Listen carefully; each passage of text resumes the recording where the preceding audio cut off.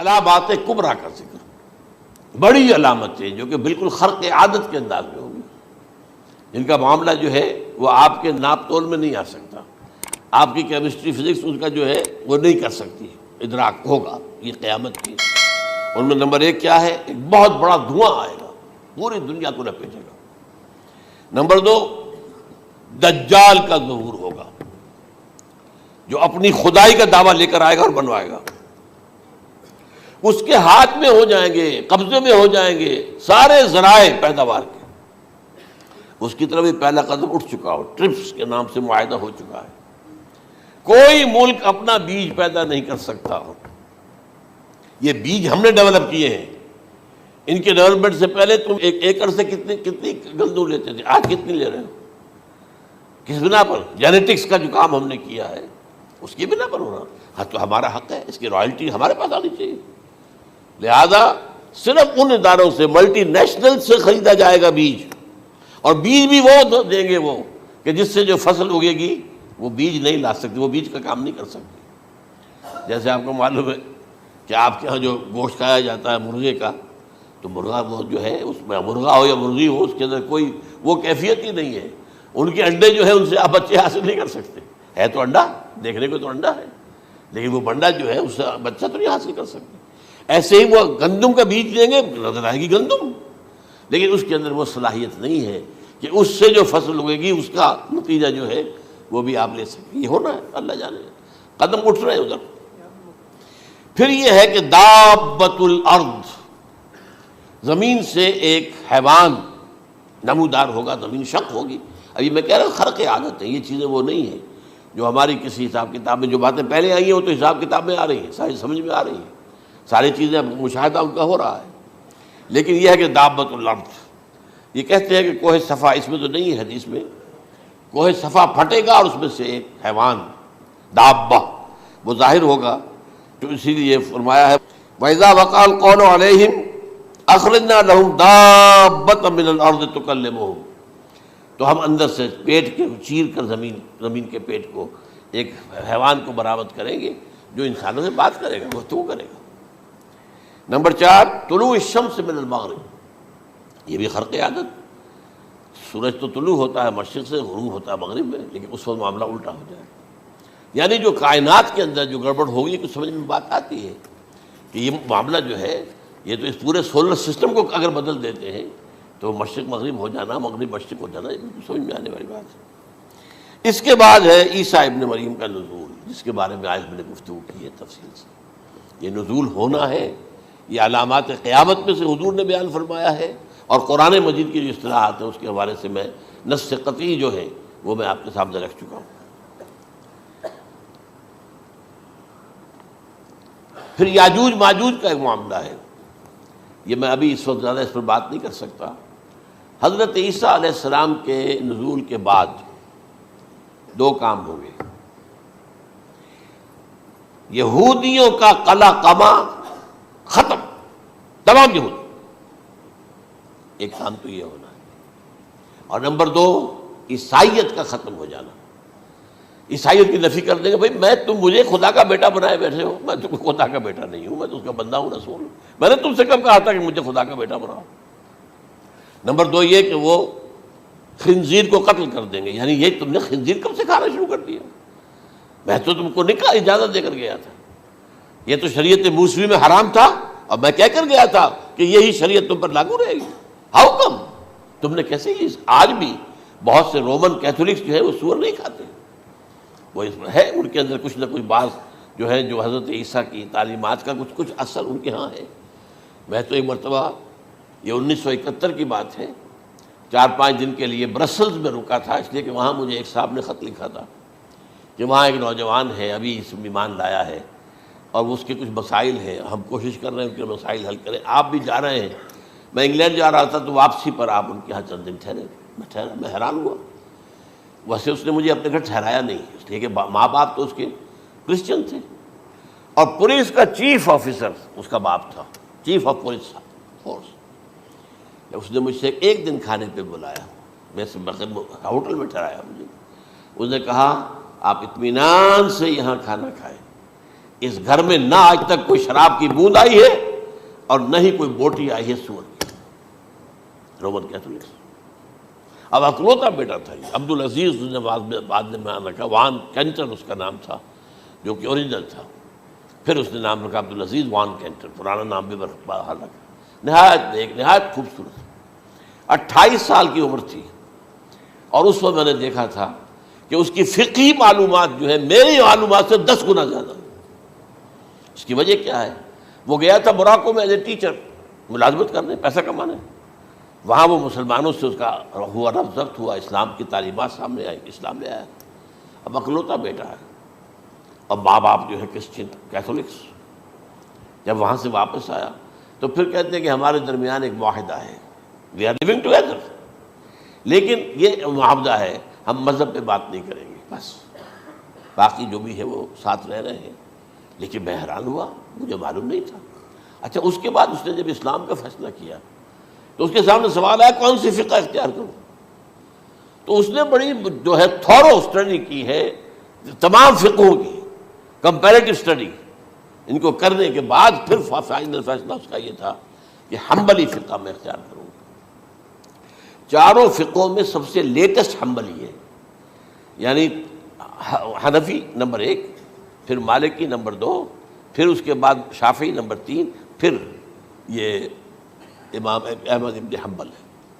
اور امام احمد ابن حنبل کے زمانے تک احادیث بہت بڑے پیمانے پر جمع ہو چکی تھی، جبکہ ابھی حضرت امام ابو حنیفہ کے زمانے میں کوئی اتنا زیادہ جو ہے حدیث کا ابھی ذخیرہ نہیں بنا تھا. اسی پر تو لوگ حیران ہوتے ہیں کہ زیادہ حدیث امام ابو حنیفہ کے علم میں نہیں تھی، لیکن مجال ہے کہ ان کا کوئی فتویٰ جو ہے کتاب و حدیث کے کتاب اور سنت کے خلاف ہو. اگرچہ انہوں نے صاف کہا کہ اگر تم پاؤ کوئی ایسی سچی حدیث، پختہ حدیث جو میری کسی رائے کے خلاف ہو تو میری رائے کو دیوار پر دے مارنا اور اس صحیح حدیث کی پیروی کرنا. لیکن ویسے اس کے بعد یہ کمال یہ ہے کہ بہت ہی کوئی شاذ معاملہ ہے کہ جس میں ان کا کوئی فتویٰ وہ کتاب و سنت کے منافی ہو یا سنت کے منافی ہو. کتاب پہ تو سوال پیدا نہیں ہوتا، کتاب تو ساری ان کے سامنے موجود تھی. اس کے بعد یہ ہے کہ یاجوج ماجوج اصل میں بتا رہا تھا آپ کو کہ جب عیسائیت بھی ختم ہو گئی، یہود ویسے ختم ہو گئے، استیصال ہو گیا، جڑ کٹ گئی. اب عیسائیت گویا کہ اسلام میں ضم ہو گئی. عیسائیت مذہب ختم، یہودی خود ختم. اب یہ طاقت کتنی ہو جائے گی؟ تقریباً 2/3 دنیا آ گئی. تمام اب عیسائی 2 ارب کے قریب ہیں، 1 ارب 90 کروڑ ہوں گے، یا مسلمان بھی 1 کروڑ 50-60 لاکھ ہیں. دونوں کو جوڑ لیجیے کتنے ہو گئے؟ 6 ارب کل آبادی ہے. لیکن اس کے بعد آتا ہے یاجوج ماجوج کا خروج. یہ یاجوج ماجوج میرے نزدیک چائنا اور رشیا ہے. ان کی مجموعی طاقت اتنی ہوگی اور یہ اس طرح آئیں گے ہر اونچائی پر سے اترتے ہوئے، پھسلتے ہوئے. جیسے 1962 میں جب وار ہوئی تھی بٹوین چائنا اینڈ انڈیا 1962 میں، تو وہ اس وقت کا نقشہ جو آج بھی اخبارات میں پڑھتا تھا تو یاد waves after waves of Chinese soldiers were coming down the slopes of Himalayas. یہ تو وہ ہے نا جن کی تعداد کا کوئی حساب نہیں ہے. اور رشیا اور یہ مل کر جو ہے، میرا اندازہ یہ ہے کہ جب پہلے ملحمۃ العظمیٰ ہوگی وہ عیسائیوں اور مسلمانوں کے درمیان، اس وقت یہ دونوں پاورز نیوٹرل رہے گی. لیکن غالباً یہ بات طے کر لیں گی کہ ویپنز آف ورلڈ جو ہے ماس ڈسٹرکشن، یہ استعمال مت کرنا. اگر یہ ویپنز آف ماس ڈسٹرکشن استعمال کرو گے تو ہم میدان میں آ جائیں گے. اس میں وہ جنگ جب ہو چکے گی، پھر حضرت عیسیٰ کو فتح حاصل ہو جائے گی، اور پھر یہ کہ یہودیت ختم ہو جائے گی، عیسائیت بطور مذہب ختم ہو کر اسلام میں ضم ہو جائے گا. پھر وہ 40 برس کا عہد حکومت ہے حضرت عیسیٰ علیہ السلام. لیکن جب یہ فتح ہو جائے گی ان پر، اب یاجوج ماجوج آئیں گے اور اتنی تعداد میں آئیں گے کہ بحیرہ طبریہ جو ہے اس کا سارا پانی پی جائیں گے. یہ تو اگر آپ کو کبھی اندازہ ہو یا کوئی آپ جانیں ان لوگوں کو جو ان چینیوں سے واقف ہیں، وہ کہتے ہیں زمین پر ہلتی ہوئی کوئی چیزوں سے وہ چوری چھوڑ کے کھا جائیں گے. جہاں وہ جاتے ہیں ایز اے لیبرر، وہاں کے جو سارے کتے ہیں ختم، ساری بلیاں ختم، ہر شے وہ جو سانپ کھاتے ہیں، ہر چیز کھاتے ہیں. اور یہ تمام ایسٹرن کنٹریز کے اندر ہوتا ہے. بڑی ڈیلیشیس ڈشز ہیں یہ، سانپ وغیرہ وغیرہ، اور یہ جس طرح کھا جائے، پانی پئے ایک قطرہ نہیں رہے گا اس پر.